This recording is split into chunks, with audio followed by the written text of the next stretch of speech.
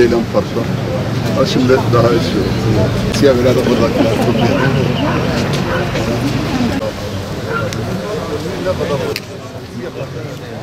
Yani bütün halklar yani din ve anlamı ve Kur'an inan iki defa kapsamlı bir şeyin peşindeyiz. Başkanın kaydedelim. Normal kireç başkanı. Tamam.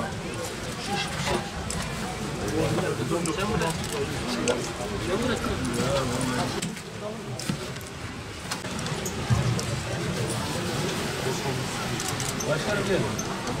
Ferit'e sen de gel. Yok. Buradan şey oldu.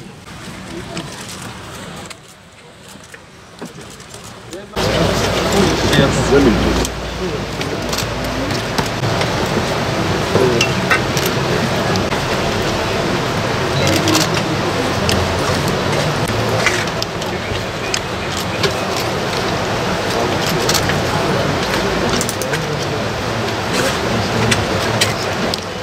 Evet Sayın Valim. Bak burada dikili taşımız da var. Dikili taşımız var. Dikili ağaçlar.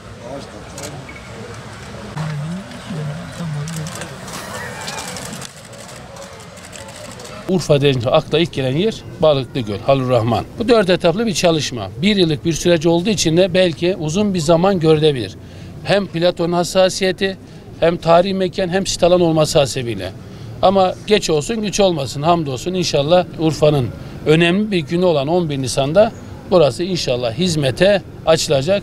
Yani yeni bir turizm sezonunda burası pırıl pırıl güzel bir şeyle gelen misafirlerimizi burası ağırlayacak. Buraya çok daha özel bakacağımızı özellikle sizlere aktarmak istiyorum. Gerçekten bu proje alelacele yapılacak bir proje değildi.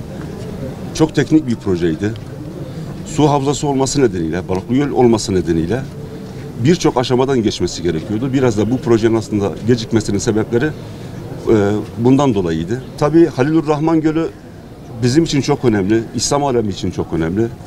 Bilindiği gibi Mekke, Medine ve Kudüs'ten sonra en kutsal topraklardır bu Halilurrahman Havzası, yani Balıklıgöl. İhale sürecimiz 6 ay ama inşallah 11 Nisan'da siz değerli basın mensupları ve Şanlıurfalı hemşehrilerimizle inşallah birlikte açılışını gerçekleştireceğiz.